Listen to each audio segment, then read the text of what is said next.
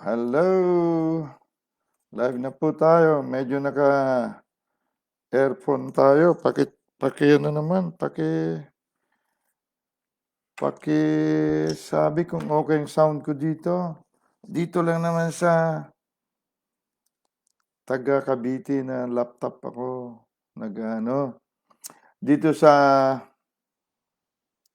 Bulacan naman, okay.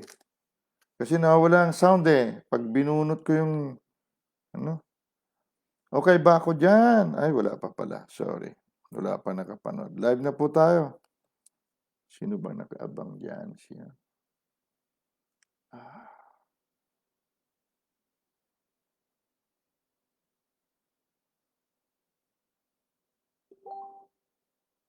Ayun na.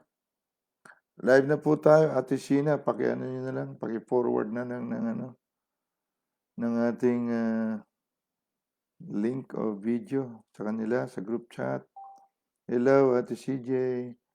Dito naman sa, meron Ate Nat, ikaw na bala kayo ni Ate Noah. Okay ba ang aking sound? Okay ba dyan medyo naka-earphone tayo. Pero laptop naman ito, kaya medyo malaki ang screen. Okay ba tayo dyan? Ang sound natin, okay ba? Okay. Anyway, hindi naman ito kasi shooting na mayroon talagang director, mayroong lahat, nag-aasikaso, ang production. Ako lang mag-isa. So, tatanong ako sa inyo kung okay. Okay po, malinaw na malinaw. Okay. Good, good, good. All right. Okay ba ako dyan, Ate CJ? All right. So, let's go. Hallelujah. Rabasike resende. Yeshua HaMashiach. Guys, marami tayong pag-uusapan. Napakarami.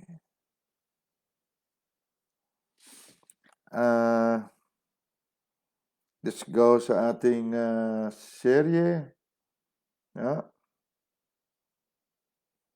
Dito tayo sa Leviticus chapter 21. Leviticus chapter 21. Uli tayo. Levites. Itong Leviticus ay galing sa pangalang Levi. Si Levi ay anak ni Jacob o ni Israel.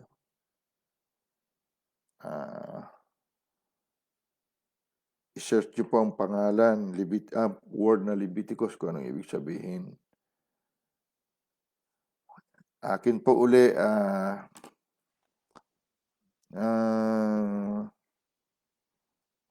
isa-isay sa ilang segundo. Ang anak ni Israel ay 12. Ano po? At pinili ng Diyos ang isa sa mga anak niya. Bawat anak niya naging tribo, naging bayan baga, naging tribo, naging barangay, parang ganyan. So pinili niya si Levi. Actually si Levi ay hindi niya pinili per se, kundi ang mga angkan ni Levi. At ang una-unang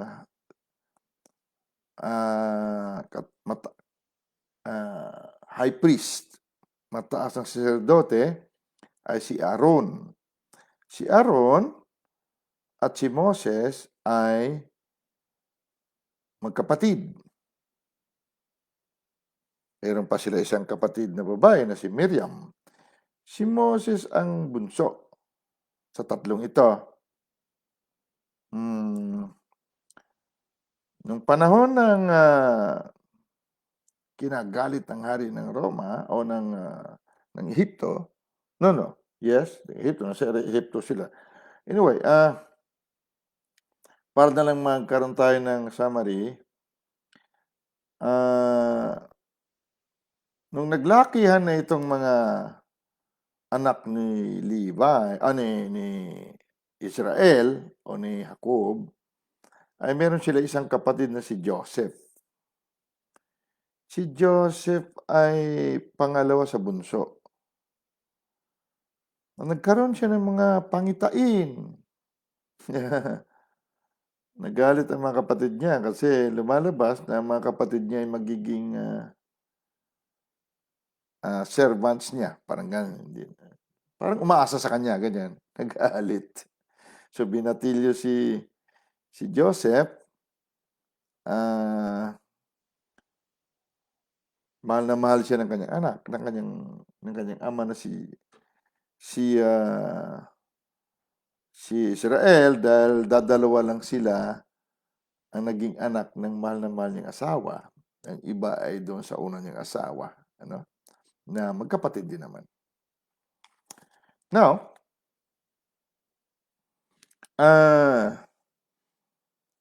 nangyari na nung sila ay nasa parang, ay gusto nilang patayin si Joseph. Akala nila napatay na nila, maliban sa kapatid niya si Benjamin na pinakabata, hindi man nila kasama. So, akala nila napatay na nila yung kapatid nila dahil sa galit nila, whatever. Inuhulog nila sa balon na walang tubig. So, niwan na nila. Tapos dinala yung damit ni Joseph doon sa tatay niyang si Israel, si Jacob, na nilapa daw ng hayop ang kanilang kapatid. Ito na lang, damit na lang daw na ano nila nakuha. So, iyak naman si Jacob o si Israel. Ewan ko kung bakit may mga ngalakal naman na napadaan doon sa balon, nagsisigaw si Joseph.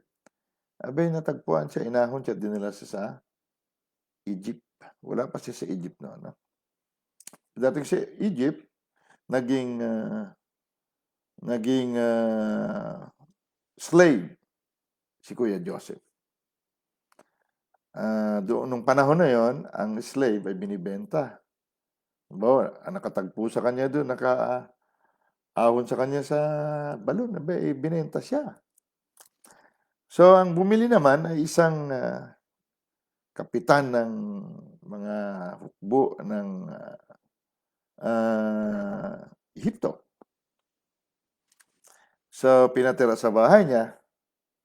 Dahil nga itong si Joseph ay anak ni Israel, dahil kay Joseph, ang pamumuhay ng kapitan na yon, pamilya niya, ay pinagpala. Napakagwapo ni Joseph. Kahit sa mga history, sa ibang mga libro, mababasa mo, kahit sa Quran, nandyan si Joseph. Gwapo siya. Mga 17 years old, si Kuya Joseph. Ito namang asawa ni Kapitan, nagustuhan si Kuya Joseph.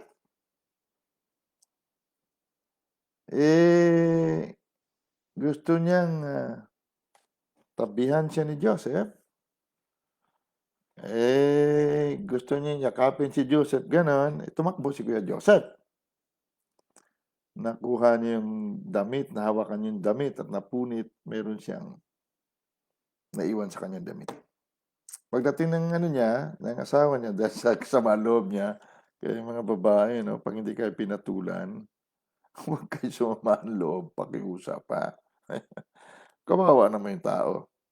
Pagdating ng asawa niya, sinumbong sa asawa na gusto daw siya pagsamantalaan ni Joseph. Pwede sa ng loob ng asawa, siyempre sabi niya, kailan makulong ka? Malantod itong kanyang asawa, inano pa, no? Binaliktad pa si Kuya Joseph. So, nakulong si Kuya Joseph. No? Doon naman sa kulungan, may nakasama siya nakulong din. Na dati nagsisilbi sa hari. So, may mga panaginip. Yung dalawang yun, basahin nila pag may time kayo. Ha? Nalaman ni Joseph kung ano yung panaginip, anong meaning ng panaginip. hanggang sa nakalaya sa kulungan yung dalawa, yung isa nga pinatay, yung isa nagsilbi sa hari uli. At nagkaroon ng panaginip ang hari na walang makakapag-translate. Walang makapagpaliwanag kung ano ibig sabihin. Abay, naalala nung tagasilbi ng hari na yan, nung nakulong po ako, meron tao doon na talagang alam niya kung ano ibig sabihin ng panaginip.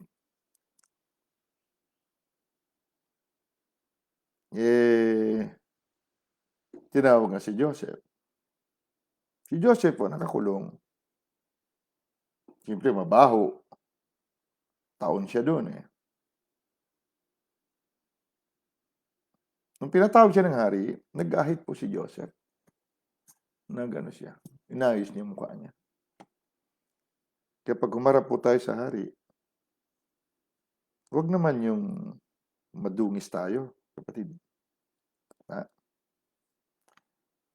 Pag may official function, medyo, pag nagsisimba tayo sa church, ay wag naman yung kung anong damit natin doon sa labas na sa inuman, saan man yun na rin natin suot.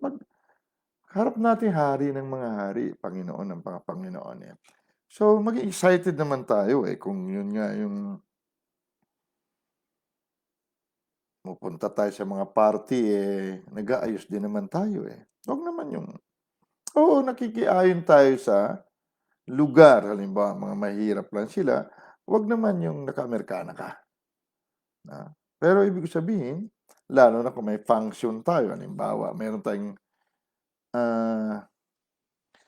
tayong katungkulan sa church, tuwing fellowship naman, ayusin naman natin ang pagmumukha kahit na magkakilala naman tayo. Akit yung pagdadamit, kung pwede magsapatos naman, magsapatos tayo kung may sapatos tayo. No?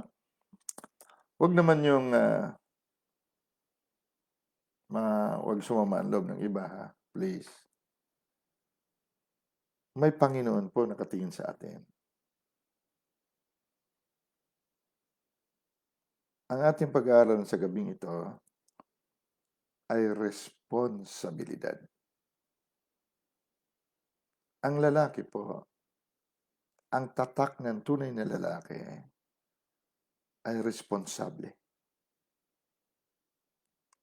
Maging responsable tayo sa ating katungkulan. Ha? Masakit man sabihin, pero minsan kapatid, maging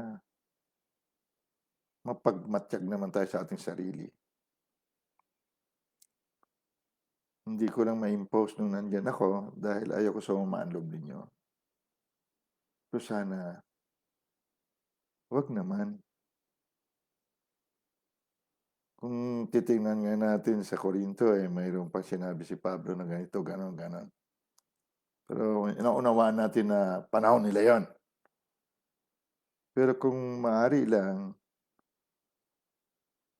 alisin po natin ang insecurity, kulang sa pansin, pagdating na po sa responsibilidad.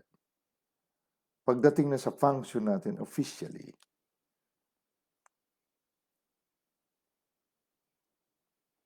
huwag po nating gayahin nung nakatambay tayo ang itsura natin. Maaari lang, pakiusap.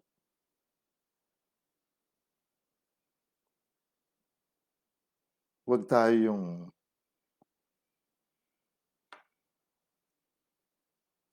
bakit naunawaan ko. Ayaw kong banggitin pero naunawaan ko. Yung marami sa atin ayaw naman makita na hindi tayo kanais-nais. Kaya nagtatakip tayo ng kung ano-ano. Pero ang ibig ko sabihin, ang ating puso ay wala pong paghuhusga o hindi dapat husgahan. Dahil matapat tayo sa pagpunta sa ating responsibilidad at mula sa puso na ito, na responsable, pati pagdadamit natin, ay maging responsable tayo. Huwag naman yung ayaw kong manggito baka may sumama ang loob. Pero tingnan niyo mabuti na ang kaharap natin ay ating Panginoon. Hindi naman sa damit na katingin ng Panginoon, pero makikita sa ating paghahanda ang ating puso. Kung ating ba talagang magiging katagpo ay ang hari ng mga hari na siyang ating ulo, na siya ring buhay natin, ngunit nakatingin pa rin sa atin. Ha? So si Kuya Joseph, tinawag ng hari. So pagdating doon, alam agad ni Kuya Joseph ang panaginip ng hari. Hindi pa nga nasabi, alam na niya. So humanga si Paraon. Pinalabas si Kuya Joseph at ginawa niyang prime minister. Siyang hari, pangalawa si Joseph. Dahil doon, yumaman, nagkaroon ng tagutom, tanging ang Ehipto lang ang hindi nawalan ng kakayanan sa kanilang bayan. At ang mga karatig bayan sa Egypt pa, kumukuha ng lahat ng kailangan nila dahil sa talino ni Joseph. Si Joseph nagkaroon ng 2 anak. Ngunit noong nawala na si Joseph, namatay na, dumami ng Hudyo, iba na ang hari. Kaya ginawa silang alipin. Ngunit bago mangyari yon, ay nagpunta ng mga kapatid niya doon. Ay malaki na, si Joseph, 30 plus na si Joseph eh. Uli nilang pagkita, 17 years old si Joseph. So, marunong magsalita ng Egyptian si Joseph.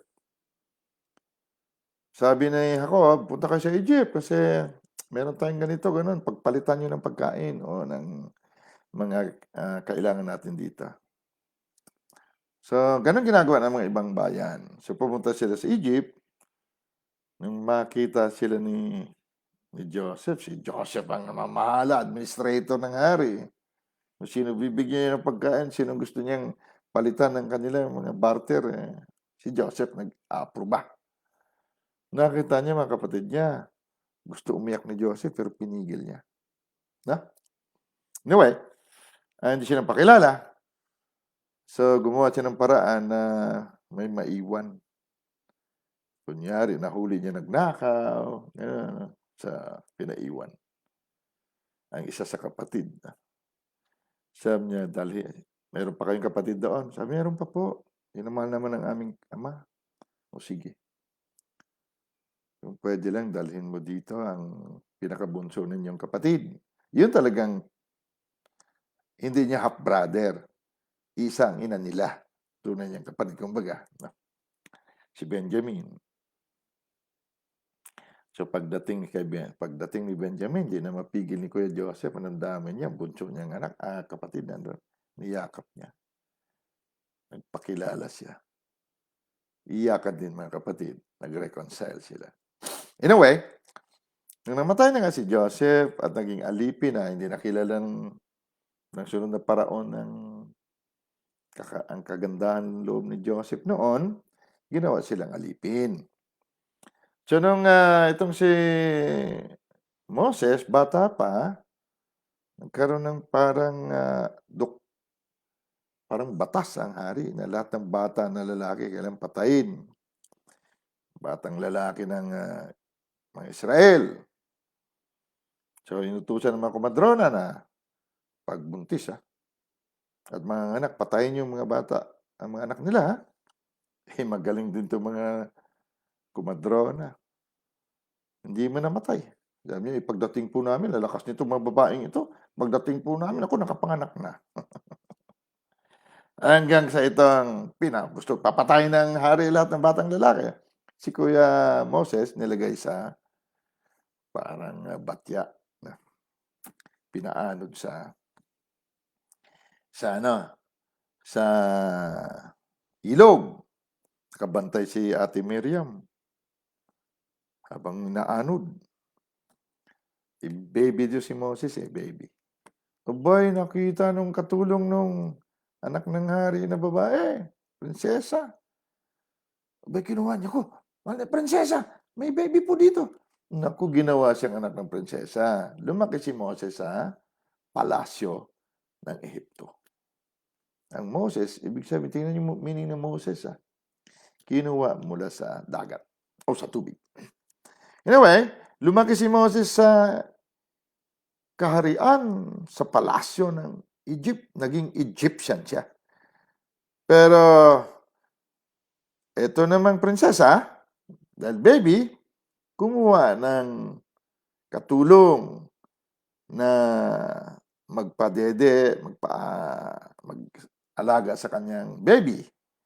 Ang kinuha naman ng prinsesa, hindi niya alam, nanay ni Moses. Parang niluto, sinangag sila sarili ng mantika. So lumaki si Moses, alaga ng nanay niya. At syempre, sigurado naman nagpakilala ng nanay niya, no? Or sinabi niya, Moses, talagang Hudyo ka, Israel ka, hindi ka Ehipto. Anyway, in short, nakapatay si Moses, naglayas. So, nung tinawid na ni Moses ang lahat ng Hudyo, Israelita, doon na nagsabi ng Panginoon, sabi niya kay Moses, sabihin mo kay Aaron, siya ng high priest, lahat ng Levita ay ihiwalay para sa akin. Wala silang mamanahing lupa. Ako ang kanilang mana. Lahat ng tribo ay magbibigay ng tithes, 10% ng lahat ng kanilang tinatanggap o inani. So, hindi na masama ang tithes, no? Pero kapag sinunod mo yung batas na yun, kailan masunod mo lahat? Lahat ang tinanggap.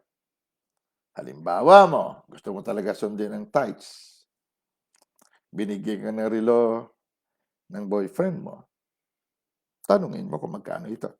Magkano itong relo ko? 5,000 yan. So, kailangan ang 500 niyan dalhin mo doon sa saserdote. Binigyan ka ng bigas, isang sako. Abay, 10% ng isang sako, dalhin mo doon. Binigyan ka ng singsing. Huwag mo sabihin ng tithes, kapatid, masusunod mo. Kaya nga, ginawa na ng Panginoon ang lahat ng yan. In a way, pagdating nila sa Israel, sa Kanaan, nagkaroon na ngayon ng pamimigay ng mana. Itong si Levi ay kinuha ng Panginoon, so wala siyang mana. So ang tribo ba, 11 na lang. Dahil si Joseph, may 2 anak, si Joseph naging 2 tribo. So ang tribo ng Israel, nagkaroon ng mana, ay 12 pa rin. Dahil si Joseph naging 2 tribo sa pamagitan ng 2 anak niya. Kay Manase, kay Ephraim. Pero si Levi, wala. Pang 13, kumbaga na tribo. Ha?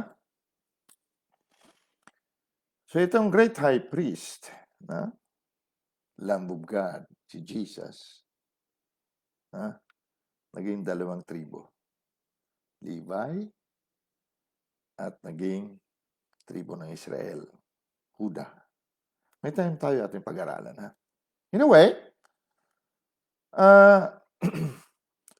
dahil dito, sa responsibilidad na nakita kay Jose o kay Joseph, naging 2 tribo siya. At dahil sa responsibilidad ng batang kapatid, nabuhay ang kanyang angkat. Kung hindi, patay na sa gutom ang kanyang mga magulang, ang kanyang kapatiran. So kapatid, minsan, tanawin natin ang kinabukasan. Maging responsable tayo. Huwag tayo masanay na kung dati ay nagigising tayo ng alas 10, alas 11, natutulog tayo alas 3. Tapos sabihin natin, Kristiyano tayo. Wala naman tayong ginagawa magdamag. Kapatid, alipin tayo sa Egypt. Kahit na tayo Kristiyano, Kuba pa rin tayo. Leviticus 21. Verse 17 ulit tayo. Yes. Leviticus 21.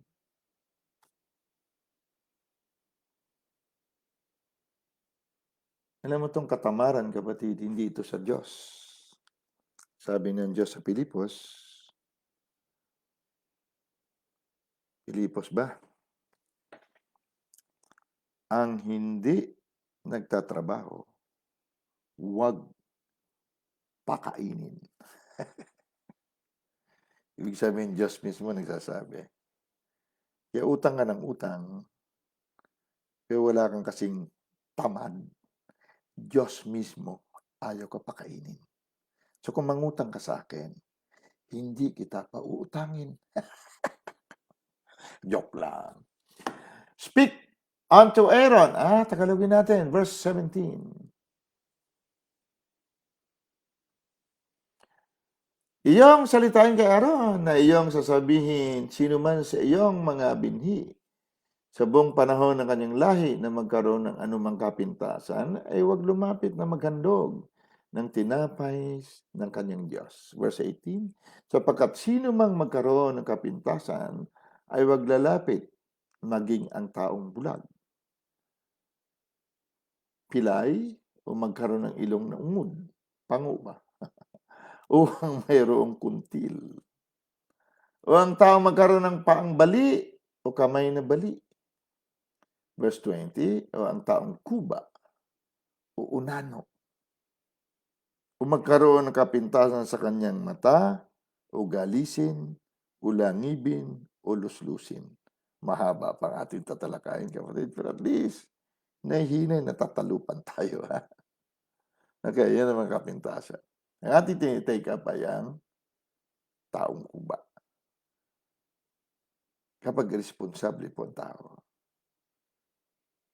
pasan po niya ang mundo. Kuba po siya sa kabigatan. So ito ating talakayin sa gabing ito. Father Almighty, hallelujah! Salamat sa idaragdag mo na naman na karunungan at kaunawaan na kailangan namin upang may pagpatuloy namin ang aming takbuhan, ang aming misyon sa mundong nakikita. Dahil magwawakas at magwawakas ang mundong ito. At uuwi kami sa ating mundo na hindi nakikita, Ama. Ngunit ang saysay ko narito kami at hindi namin nagawa ang aming responsibilidad. Kaya Ama, sa gabing ito, ituro niyo uli sa amin karagdagan.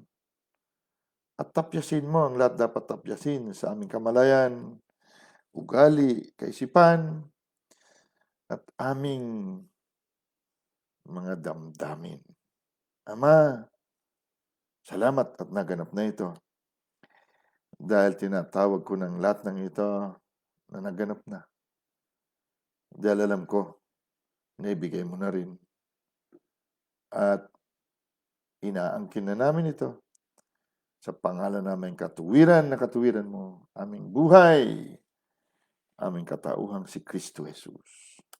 Amen. Hallelujah. Learn to say amen, kapatid, please. Ang amen ay pakikipagkasundo, pakikipag-agree sa kataas-taasang Diyos na naganap na. Hindi ito basta expression. Angels of God will dispatch you in Jesus' mighty name. Guys, go for it. Amen. Hallelujah. Ang ating tinatalakay ay ang taong Kuba. Sa pagkatalakay natin ng taong Kuba, ay damay na rin dito, nakapaloob dito ang kamay na bali, paa na bali, ang may kuntil, ungod ang ilong, pilay, at bulag. Kasama na ito dito. So, tingnan natin kung ano ang sinasabing responsibilidad. Ah, tinatalakay natin din sa taong Kuba ang ingredients of the anointing. Gusto kong tunghayan natin ang mga sangkap sa anointing. Punta tayo sa Exodus, aklat na Exodus.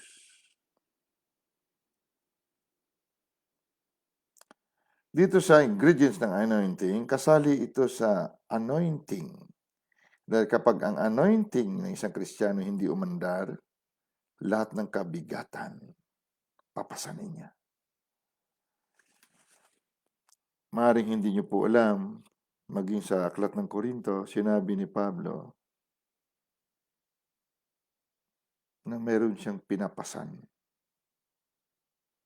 Meron siyang responsibilidad na tinawag niyang kakulangan ng nagawa ni Kristo. Na pinunuan niya. Minsan, kapatid, hindi alam ng maraming saserdote na kapag hindi umandar ang anointing, ang kabigatan ng members, papasanin mo.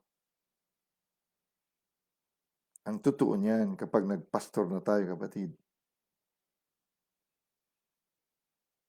Kaya po natin tinuturo ito. Dahil meron naman sa inyo nagpipreach para sa mga bata, para sa mga baguhan. Pero itong ating serye na ito, para sa mga saserdote, sa mga ministers ito. Minsan hindi alam ng iba na ng mga tinawag, totoong tinawag na kapag hindi maibigay ng Diyos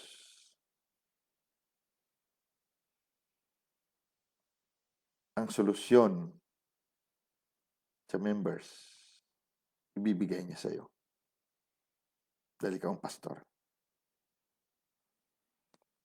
Kapag naibigay sa pastor ang solusyon, ibig sabihin, ang problema na aatake sa members, aatake sa pastor. Hindi ko po tinatakot ang mga pastor. Kapag hindi umandar ang anointing mo, itong mga yoke, mga kabigatan, hindi po ito mapabasag. Gusto ko banggitin uli. Pag tinawag po tayo, mag-aral tayo ng anointing. Dahil may mga baby tayong members, kadalasan din ang napipili nating leaders ay mga baby rin. Pero dahil sa tayo ang masusunod sa mundong ito, hindi nag-object. Hindi tayo sinalungat ng Diyos. Kaya lang, alam niya may umaatake na problema sa mga leaders.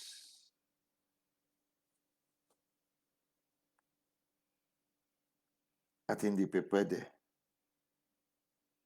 na sa leaders atake o sa members. Ibibigay niya sa iyo at sa akin ang solusyon. Dahil ang principle, lahat ng problema, hinahanap nila ang solusyon. So kung wala ang solusyon sa leaders mo, at may problema, at nasa iyo ang solusyon, ang problema lalapit sa iyo. Dahil ganyan ang principle. Hahanapin nila ang solusyon. So kung ikaw at ako, nagpastor, hindi natin alam ang principle na ito, mabuburnout ka.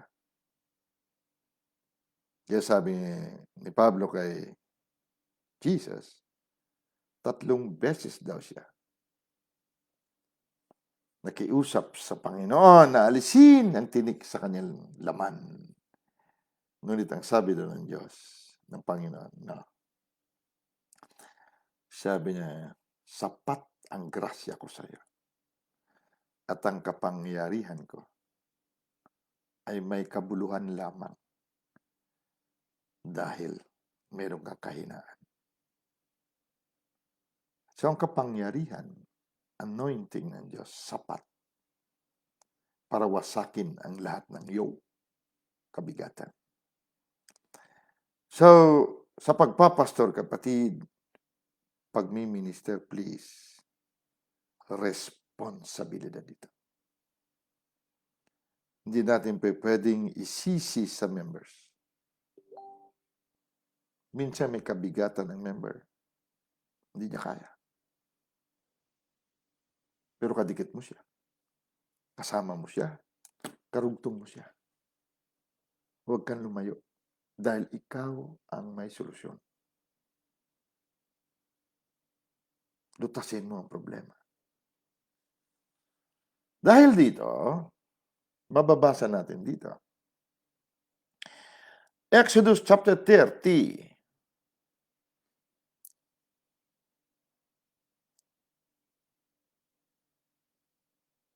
Exodus chapter 30, verse 22. Tandaan natin ang ating tinuturo po, pang-ministers. So kung mayroon man nakikinig na sabihin, ba't ganun? Dapat pambata muna. Kayo po ang mag-preach ng pambata dahil nakarinig po kayo ng perfecting of the saints for the work of the ministry. Sa ikasasakdal ng mga banal upang may padala sila sa ministry. So, itong ibig sabihin dito. Ha? Verse 22, Exodus 30. Basahin ko po sa King James. Anointing oil. Ang pamagat dito. Moreover, the Lord spake unto Moses, saying, verse 23, take thou unto thee principal spices of pure myrrh, 500 shekels, and of sweet cinnamon, half so much, even 250 shekels, and of sweet calamus, 250 shekels. Tingnan mo dito ang cassia, verse 24, and of cassia, 500. Tingnan mo, 500, 250. Hati, buo. May 500, may 250 na mga ingredients. Ha? After the shekel of the sanctuary and oil, olive oil, and hin. Ang hin ay 5 quarts. Ano bang quarts? Itong olive oil. Ihalo ito. Itong anointing oil, pag tama ang ingredients, ihalo sa oil, ito ay magiging anointing oil para sa sacerdote. Ito ang silyo niya, kumbaga. Anointing oil nung panahon ni Aaron, ngayon ay Holy Spirit na. Ha? Ito ang oil nagsisimbolo ng Holy Spirit. Well, pwedeng tumanggap pa sa Panginoon at meron kang Holy Spirit, meron ka buhay Kristo, ngunit kailangan mo mabautismoan, malublog sa anointing oil or Holy Spirit. Anyway, may time tayo, talakayin natin. Tingnan muna natin ang salitang dito sa Tagalog, sa verse 23. Magdala ka rin ng mga pinakamagaling na espesya ng taganas na mira. Taganas, pure myrrh. Ang mira, ito po ay dagta na nakukuha sa pagtusok sa punong kahoy na doon mo lang makikita sa ilang, sa wilderness. At ang dagta na ito ay mapait.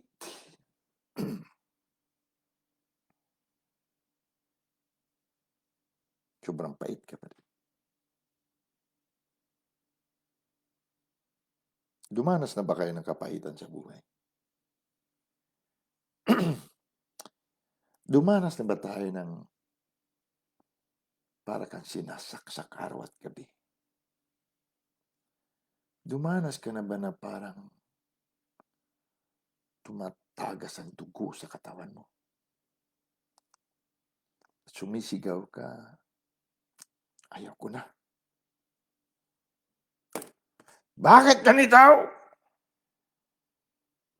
Bakit sila iba? Bakit nangyari ito?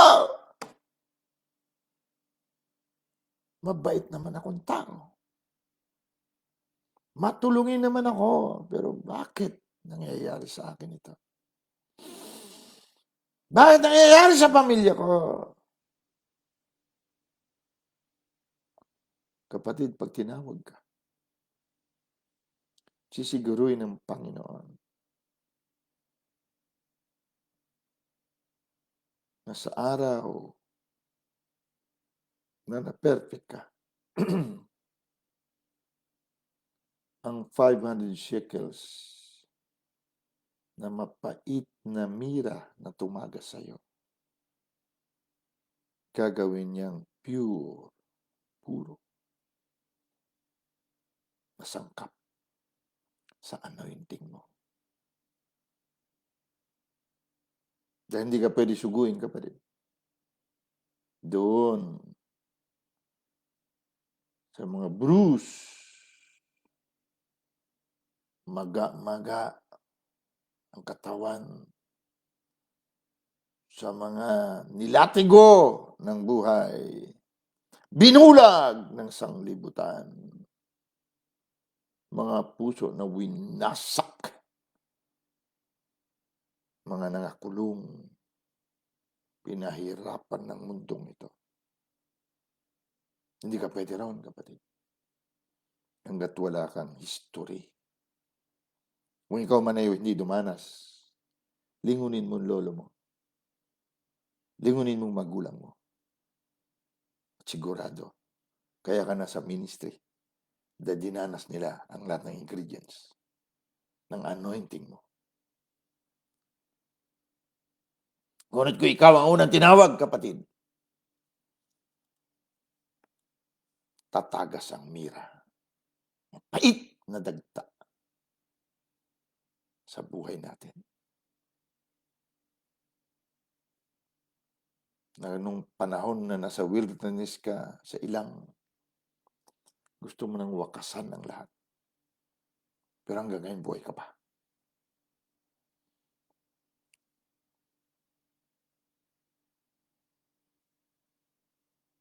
Ang unang tagas ng aking mapait na dagta, siguro, nung panahon na yun, ako'y grade 6. May dalawang kapatid akong napakagandang mga batang babae. Hindi ko alam kung paano ang pag-aalaga ng aking magulang. Namatay yung isa 10:00 ng umaga. 2 taon mahigit na. Masarap ng yumyumin, alagaan, bihis-bihisan. Kaya't wala naman kaming pambihis. Suklay-suklayin ang buhok na mahaba ang buhok, makapal ang buhok namin pagpalanak. Namatay siya 10:00 ng umaga. Ang kanyang kapatid na bunso, babae rin. Ilang buwan pa lang. Dahil ang nanay ko, dahil nga bawag ang tatay ko, minsan every 2 years, may bago kaming kapatid. Minsan naman, 1.5 years, may bago na naman kaming kapatid. 10:00 ng gabi, yung bunso. Patay din.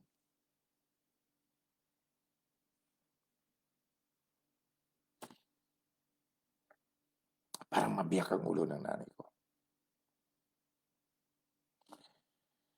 Sa batang isip ko, sabi ko, ba't ganito? Mahirap na nga kami. Inaapi kami ng bayan. Wala namang kinalalaman ng mga kapatid ko.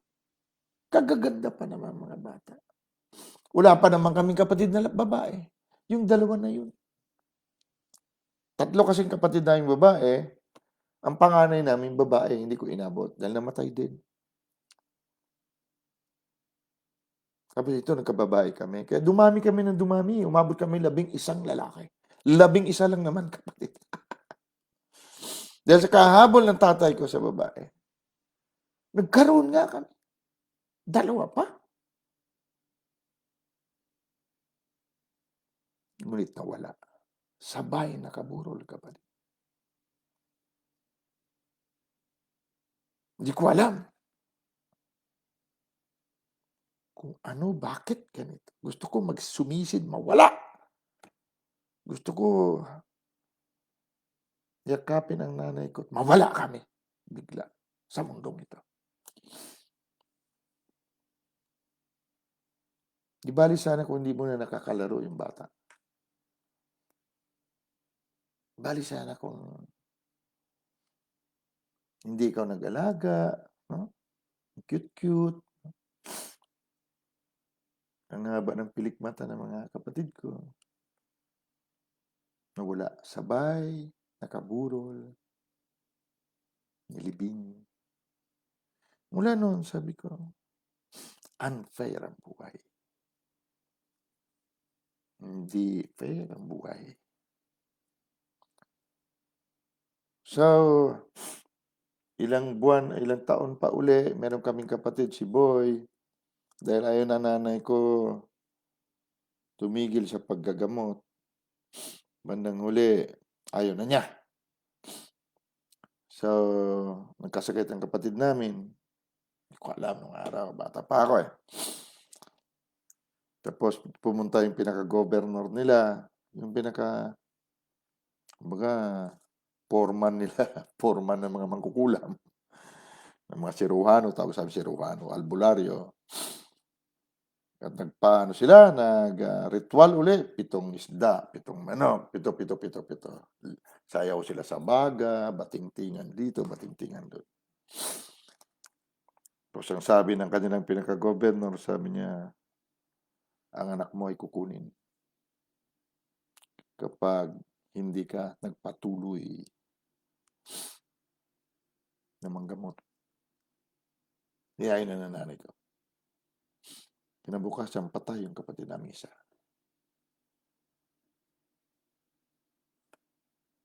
So, 4 silang patay. 3 babae, 1 lalaki.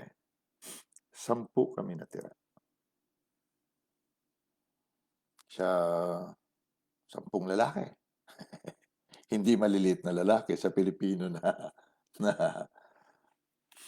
hugis. Malalaki mga kapatid ko, 6-footer.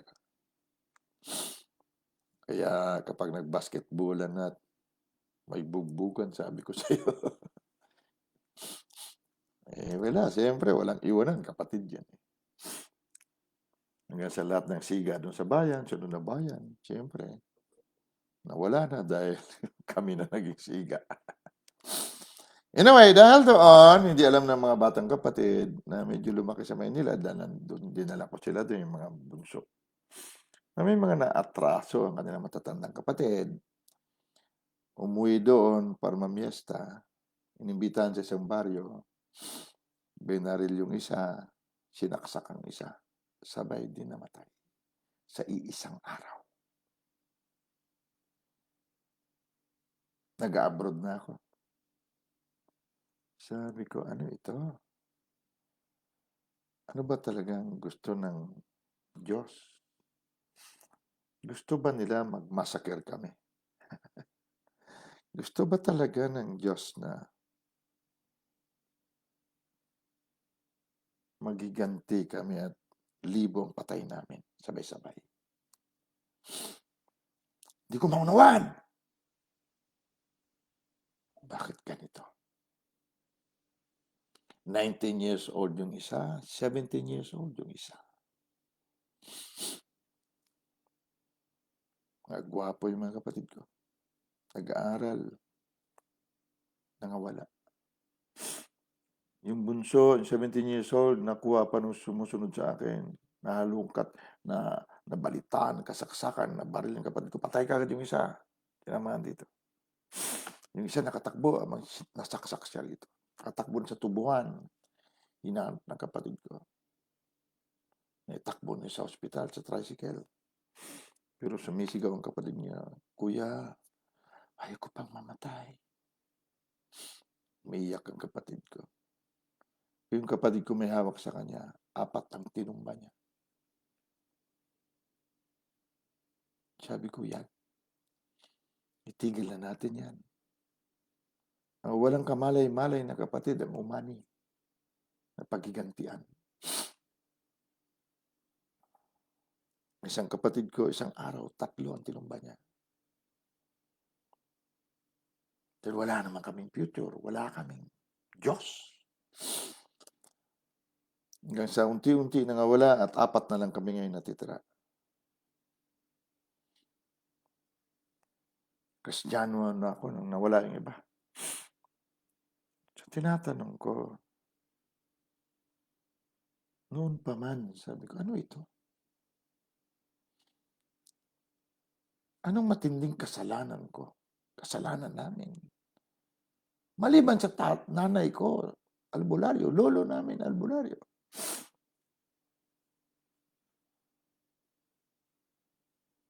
Minsan kapatid, buong baryo, sinunog ng mga kapatid ko. Hindi na balita dito. Sa ngit-ngit nila. Kaya hindi po mabait ang ugali ko. Minsan, mapupuna ako, meron akong, nandun pa rin yung, hindi ba mapino pagkatao natin. Bandang huli, buhay pa ako, nakulong ako. Dahil sa sobrang bigati, kadiliman, kung bakit ganito. Hindi lamang sa mga kapatid, kundi sa buhay ko mismo. Nag-abroad na ako. Nagkaroon ako ng konting pera. Nagkaroon ako ng mga relasyon. Kawasak dito, wasak doon. Naging alcoholic ako. Marami kasalanan na nagawa. Minsan nakulong tayo. Nangako ako na pag napalabas mo ako dito, magbabago na talaga ako. Totoo may Diyos. Lumabas naman ako.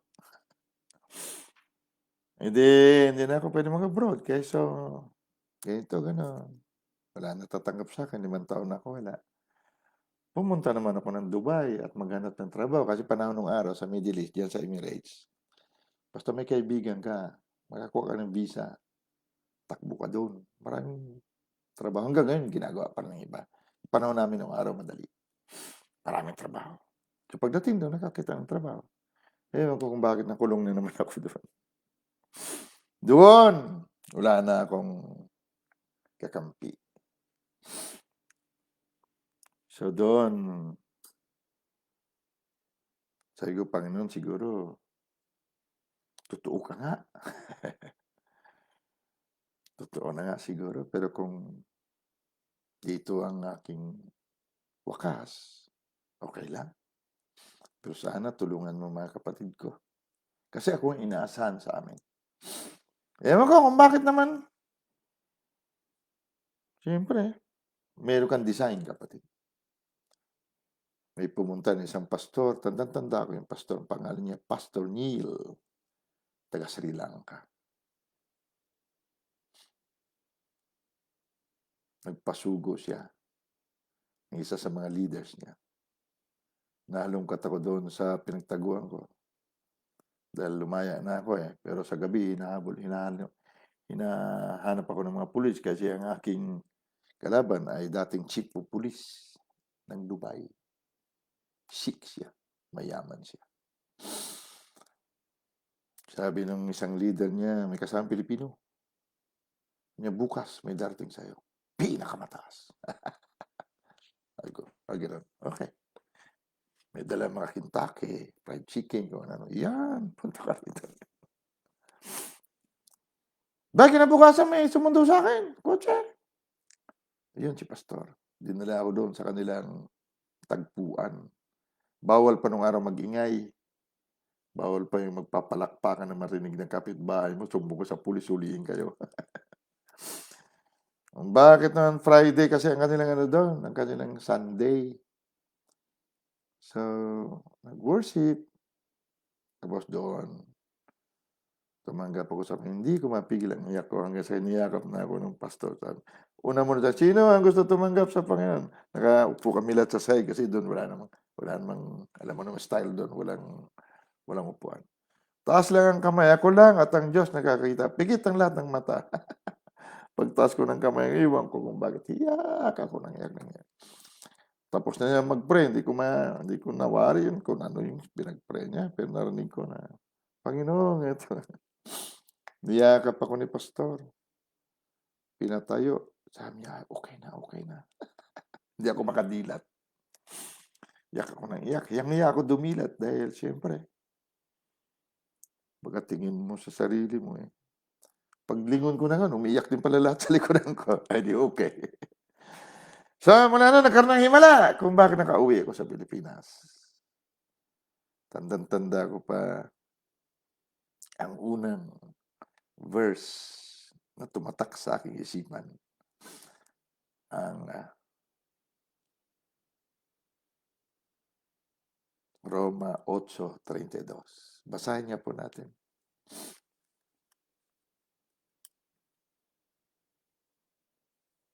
Roma.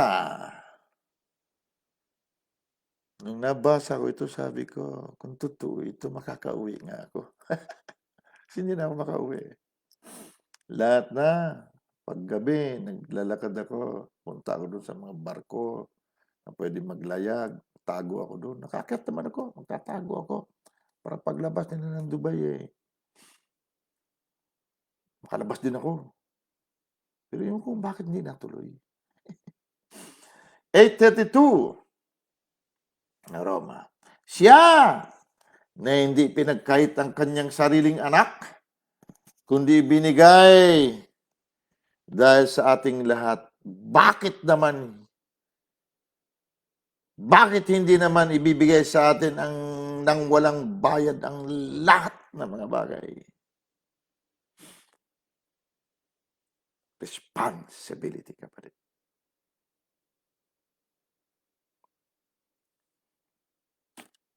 Alam mo yung responsibility.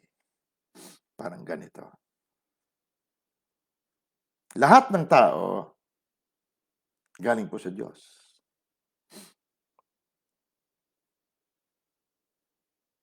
Bago palalangin ang sanglibutan, ikaw at ako, nasa Diyos na. Pinili niya tayo sa Kanya. Bilyon-bilyon tayo. Nilagay niya sa katawan ni Adan. Unang Adan. Mula sa unang Adan, ang bilyong-bilyon na tao, maring trilyon na ngayon, inaroon kay Adan.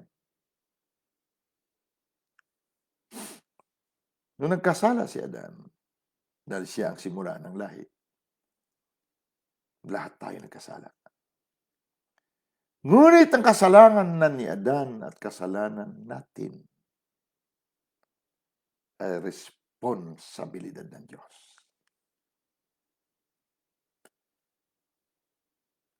Command responsibility. Sa makatuwid, ang kasalanan mo, kasalanan ko, kasalanan ni Adan at lahat ng lahi ni Adan, dapat sagot ng Diyos. Dahil ang Diyos ay responsable. Command responsibility, kapatid.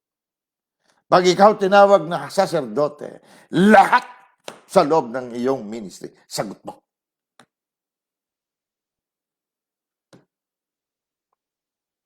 Kaya sabi ng Diyos,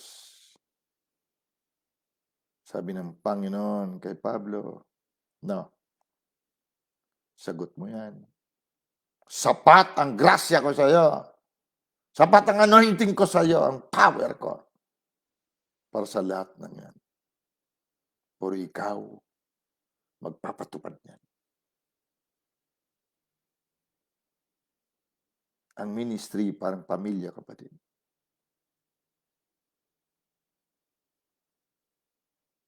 Kasi sinasabi ko kay kuya, sabi ko, di bali, sagot kita.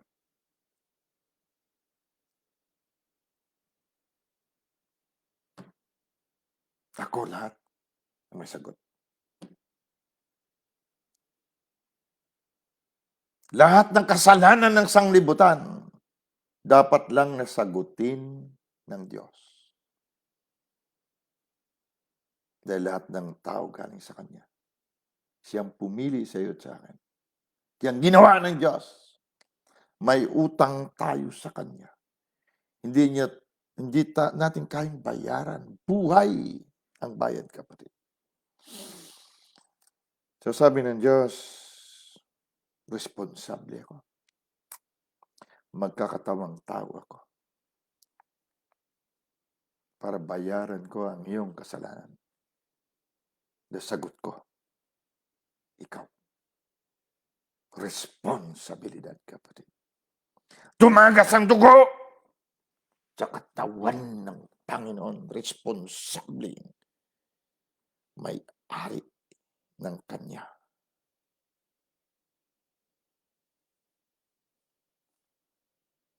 Mapait na mira, kapatid. Pero kung hindi natin alam ang responsibilidad, sisisihin natin ang ibang tao. Pero ang Diyos wala siyang sinisi. Nagkatawang tao siya. Sabi niya ito, ibayad mo sa akin ang aking anak. Saksakin mo, patayin mo. Para makabayad ka sa akin. Dahil ikaw ay galing sa akin. Sagot kita.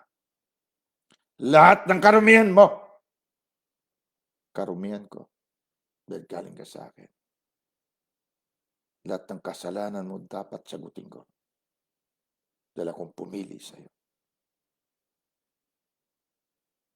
Wala ka sa mundong ito kung hindi ka pinili ng Diyos.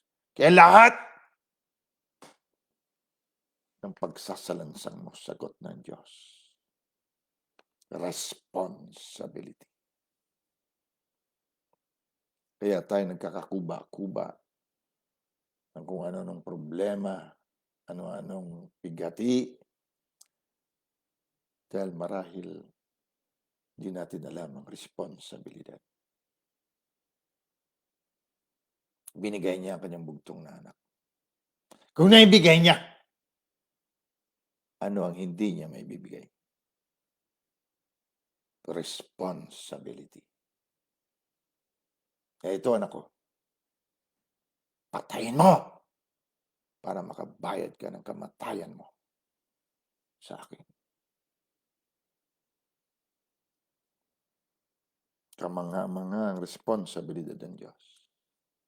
Na kung minsan, babalikan ko ang mga pangyayari sa aking buhay, tsaka ko naunawaan. Nangyari man yon dahil yun ay virus ng sumpa sa aking mga ninuno.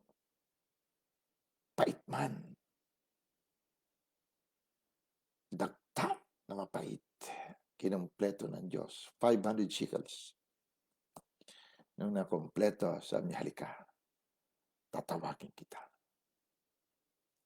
Hebrews chapter 5. At tayo titigil na. Patawagan tayo mga 2 o'clock in the morning. Kaya ang full-time, kapatid, hindi yung wala kang trabaho, wala kang negosyo, wala kang pamilya. No. Ang full-time, responsibilidad.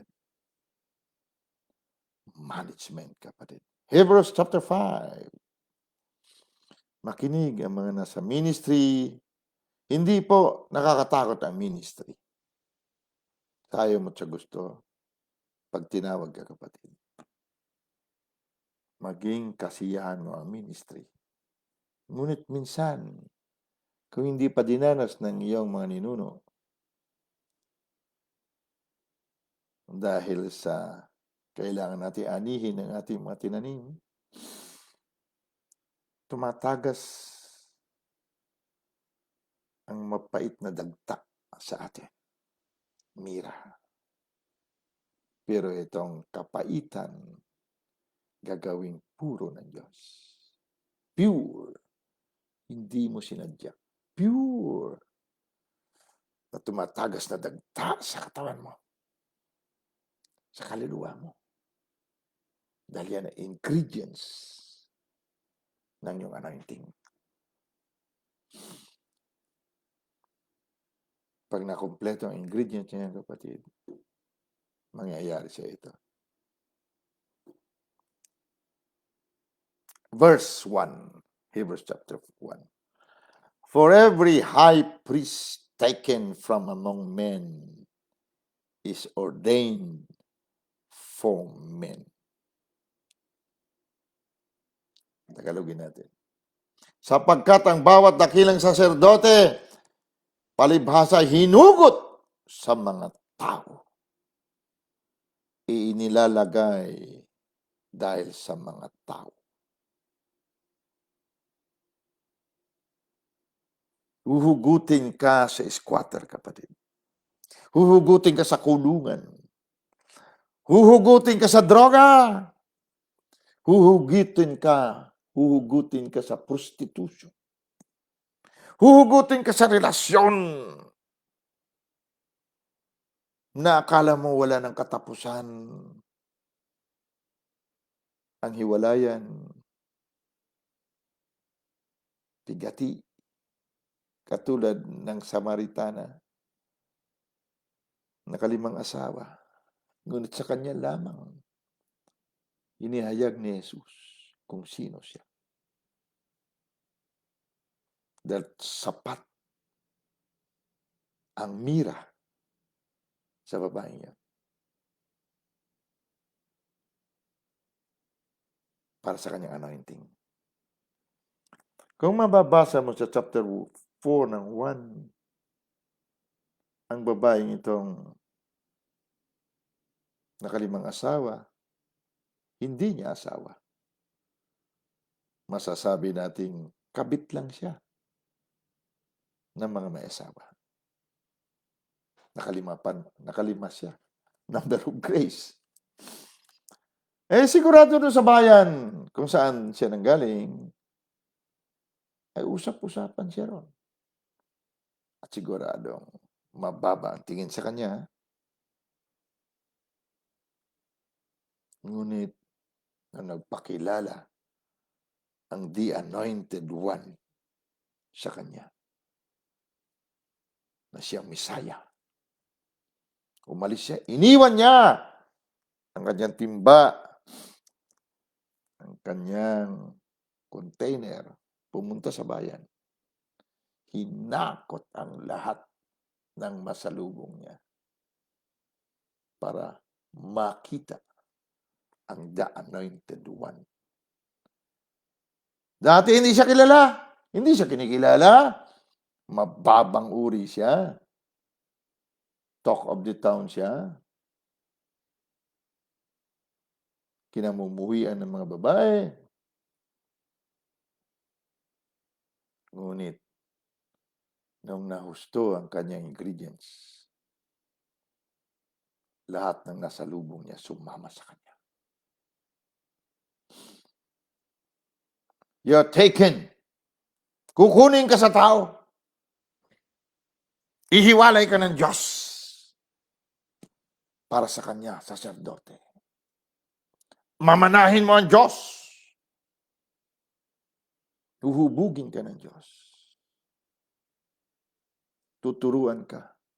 Perfecting of the saints. Sa ikasasakdal ng mga banal. upang ipadala ka sa tao for the work of the ministry. Bakit? Ganun. Dahil doon ka galing, naunawaan mo kung ano ang tao. Kaya ang anointing mo, dumadaloy mula sa ulo hanggang sa talampakan. Walang umayaw pag tinawag mo. Katulad ng babaeng Samaritana.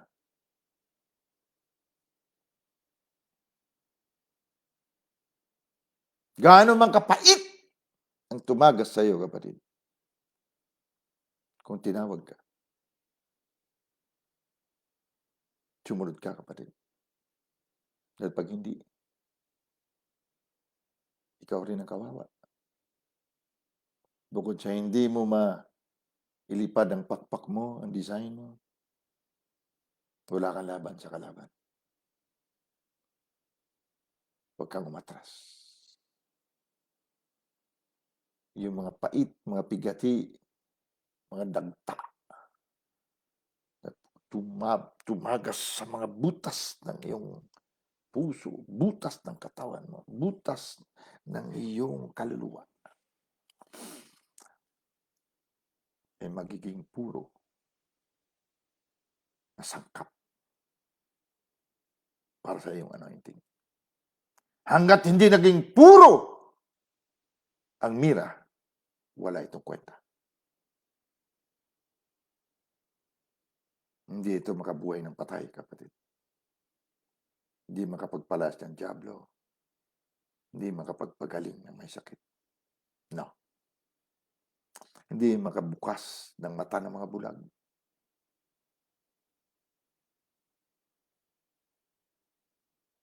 Pero, kapag nagganap ito, sumunod tayo. Matindi tayo, kapatid. Maghihiganti ang Panginoon sa pamagitan. Ibabalik ko sa iyo ang mga nasayang mong taon. Lahat ng kinain ng mga balang, ibabalik ko sa iyo.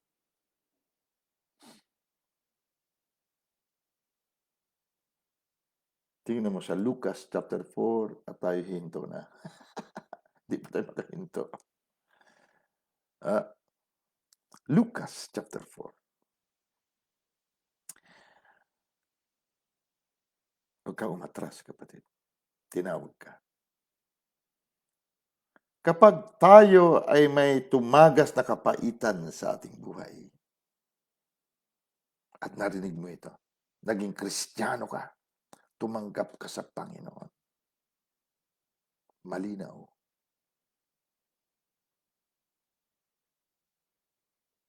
na ang anointing oil mo, malapit na makumpleto. Makukumpleto lamang dito sa Lucas chapter 4. Tandaan natin ang turo natin para sa mga ministers. Kaya kung minsan magtataka tayo, ba't ganyan sila magturo? Kayo naman ng mga ministers, matinawag, ituro sa mga bata. Huwag naman ito. Huwag yung hindi nila kayang lunukin, ha? Yung, alam mo na, paggatas-gatas muna. Basahin ko po sa King James Version. Lucas chapter 4 verse 18. Tandaan natin sa verse 17, pumasok si Jesus doon sa templo, verse 17, ang sabi, and there was delivered unto him the book of the prophet Isaiah. And when he had opened the book, he found the place where it was written. Binabasa niya ang nakasulat sa aklat ni Isaiah. Si Jesus, the anointed one, na siyang buhay mo at iyong katawan. Si Kristo Jesus, binasa na nagpasulat kay Isaiah. Ang Panginoon ang nagpasulat kay Isaiah nito. Isinulat ni Isaiah.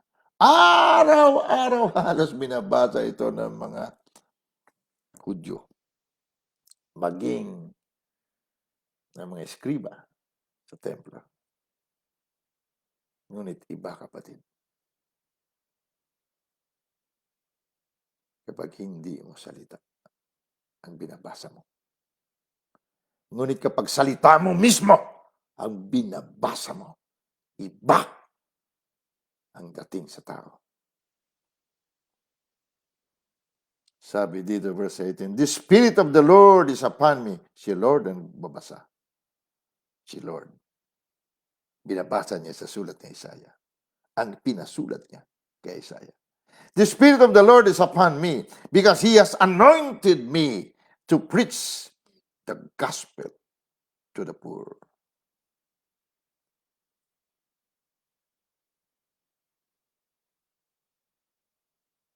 Pag hindi ka tumagas, pag ang mira hindi tumagas sa iyo dahil sa kahirapan, kapatid. Hindi pure ang anointing. Hindi pure ang ingredients para sa anointing, para suguin ka sa mga mahihirap. Hindi mo ma-deliver ang mahihirap. Pag sinabing to preach the good news to the poor, ibig sabihin ng mga poor ay hindi na magiging poor. Dahil ang anointed na preacher nagsasalita ng anointed na mabuting balita ng Panginoon. Kaya may mga talaga sinugo sa poor.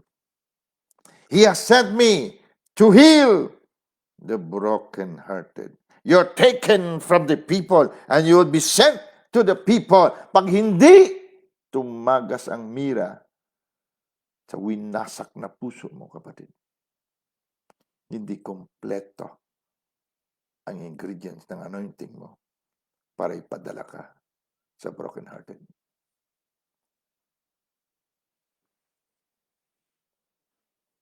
Pag hindi ka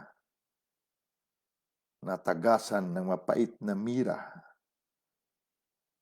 sa pagkawasak na iyong puso noon,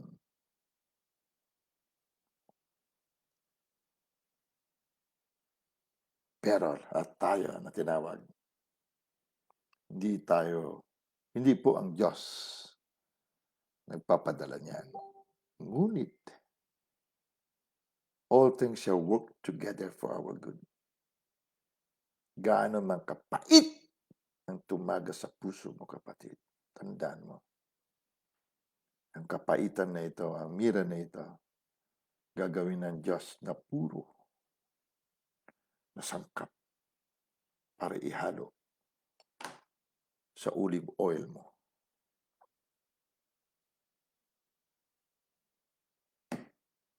Para ang misyon mo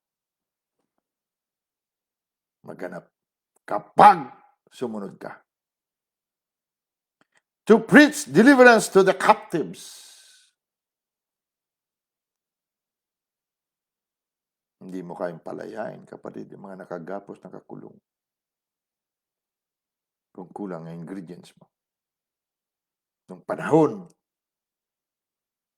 na nasa ilang ka pa. And recovery of sight to the blind. Kaya gusto ko yung sinasabi ni Pastora Jack, matagal kaming binulag. Kaya ngayon, sinusugo tayo ng Panginoon para alisin ang pagkabulag ng tao. To set at liberty them that are bruised. Mga pinaghampasan ng sanglibutan. Nagkapasa-pasa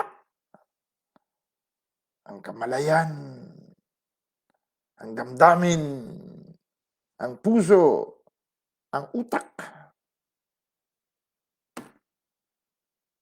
na husto ang 500 shekels. At ngayon tinawag ka. Verse 19, to preach the acceptable year of the Lord. Tingnan mo verse 20. And he closed the book. Sinara niya. This book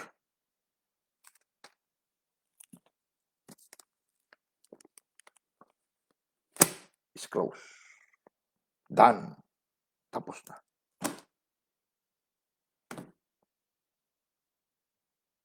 And he gave it to the minister. Tapos na ang book na ito, kapatid. Bibigay sa'yo. And sat down. Pag tinanggap mo, kapatid, upo na ang Panginoon.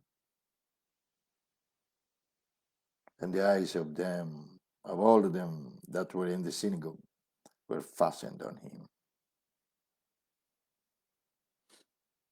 And he began to say unto them,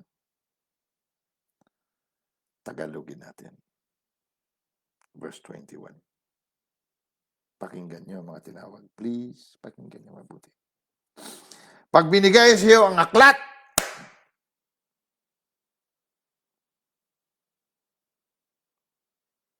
ang kasulatan, at ikaw tinawag sa oras na tinanggap mo ang aklat, sarado, naganap ito sa iyo. Tingnan mo.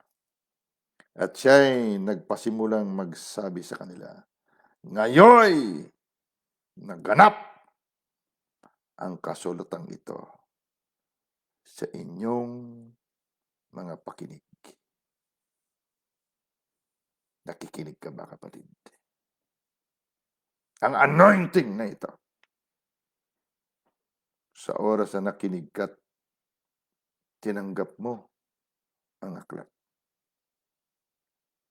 Aklat ng buhay ang tinanggap mo, kapatid. Lahat ng nasa 18, verse 18, nakasulat ang kanilang pangalan sa aklat ng buhay. Ikaw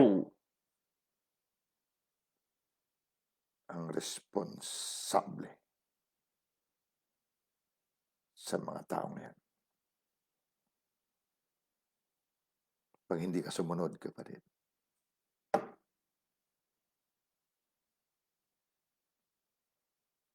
walang saysay ang buhay mo sa mundong ito. Wala. Gagaya tayo sa mga taong hindi alam kung anong layunin nila, kaya sila nandito. Gagaya tayo sa kanila, nangamatay ng hindi nakita man lang ang layunin nila sa buhay. Naganap ito sa pakinig mo, kapatid, sa gabing ito. Pag tinanggap mo ang aklat, nakasara. Ibig sabihin, hindi mo na kailangan.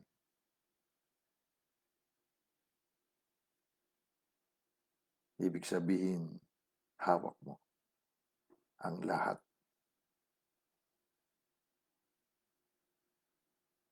ng minutes of meeting at naganap ito sa iyo. Kung susunod ka, ang ingredients ng anointing mo nagiging pure. Hindi sayang. Ang mapait na akala mo noon, gusto mo magiganti, hindi mo magawa. Gusto mo magwala, hindi mo rin magawa. Gusto mo maglaho, hindi mo rin magawa. Ngayon, nawaan natin.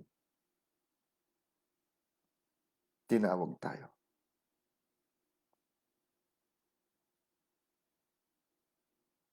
At hindi upon us ang Spirit ng Lord. Nasa loob natin. Hi, Ling. Hi, Roberto, is my hair? Yeah. Hi, that is to send you annual Lifeboat? Yes. A new lifeboat survey. Oh no, we don't do it at this moment. Aside from we have no people. But do you usually do it? No, I have not heard about it yet. We have not done any job order like that. I think some does. Mm, many of them. SES. No, yeah, they do that. Okay. And Yeah, okay, no problem. Abiol, remember Abiol? Yeah, Okay. yeah, okay. Thank you. Yeah, bye. So, responsibility, kapatid. It takes responsibility to be a man. Marami pa rin tayong dapat malaman. Ngunit pag hindi po tayo nag-take ng responsibility, talo pa rin tayo. Dahil ang Diablo po, gustong-gusto niya yan. Pag umatras ka dahil may nangyari, gusto niya yan. Dahil hindi makapaghiganti ang Panginoon sa pamagitan natin. Sabi niya, vengeance is mine, said the Lord. Ako maghihiganti para sa'yo. Pigilin mo ang paghihiganti mo, sabi. Dahil hindi tao ang kalaban mo. Nangamatay ang kapatid ko. Maraming tao ang sinisiko. Pinahagilap ko sila lahat.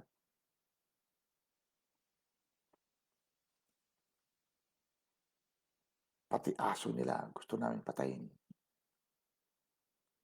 Lahat. Ngunit hindi ka masasatisfy.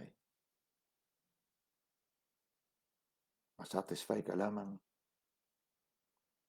sa tunay na paghiganti ng Panginoon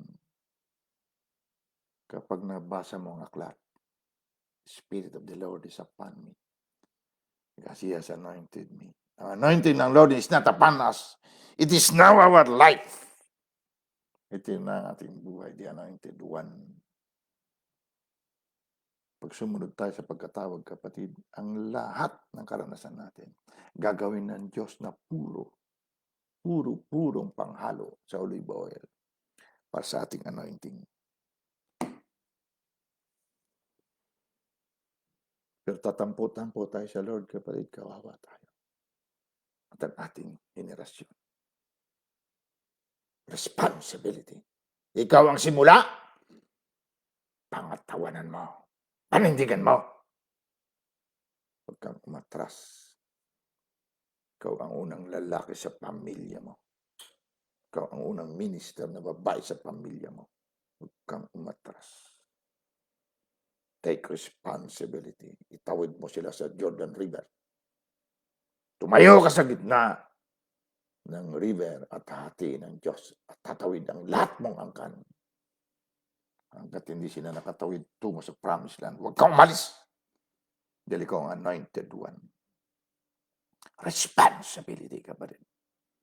Para hindi tayo maging kuba. Huwag tayo matras. Lalo pa tayo magpupursige. Ako noon, hindi ko rin alam.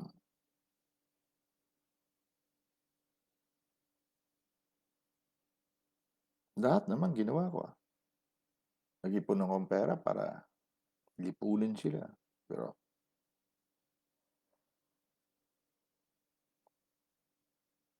hindi ganyan ang gusto ng Lord. Dahil hindi tao ang iyong kalaban. Ang bawat saserdote na dakila, kinukuha, hinuhugot sa tao. Uhubugin tayo ng Diyos para ipadala sa tao. Pag sumunod tayo, kapatid, sabi niya, babalik ko sa iyo ang nasayang ng mga taon. Lahat ng kinain ng balang, ibabalik ko sa iyo. Siksik, liglig, at umapaw. Pero pag umatras ka, sabi niya, I will not be pleased. Ikaw umatras. Tuloy! Tuloy ang laban upward and forward, kapatid. I don't care. Lahat naman ng tao mawala sa mundo. Bakit ako atras? Amen? Father Almighty, salamat po. At nauwi man sa kwentuhan ng aming pagtuturo. Ama, marami kaming natutunan. Ng buhay na ito ay responsibilidad para hindi kami makuba. Salamat at ikaw rin ang buhay namin na nagtuturo. Aming buhay na makapangyarihan na kailanman hindi pwedeng talunin ng kadiliman at anumang bagay. Tuloy kami, Ama.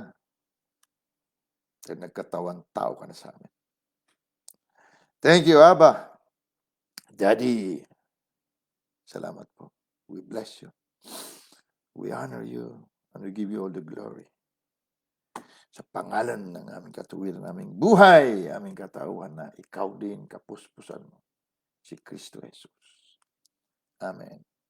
Amen and amen. Angels of God, go forth. In Jesus' mighty name I charge you. I bless you, angels of God.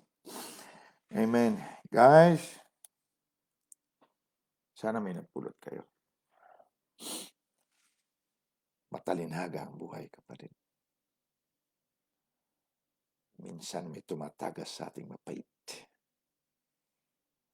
Sa dating ang panahon, pag nakapaghiganti ang Panginoon sa pamagitan natin. Katulad ni Job, na wala lahat, pamilya niya. Ngunit doble mga anak ang binalik sa kanya. Dahil hindi rin umatras si Job. Kapatid, tuloy tayo. Amen? Hallelujah. You're blessed, guys. Good night. See you tomorrow. Mag-live ang sunod. Sino mo susunod? Marami susunod. Amen. Thank you. I love you guys.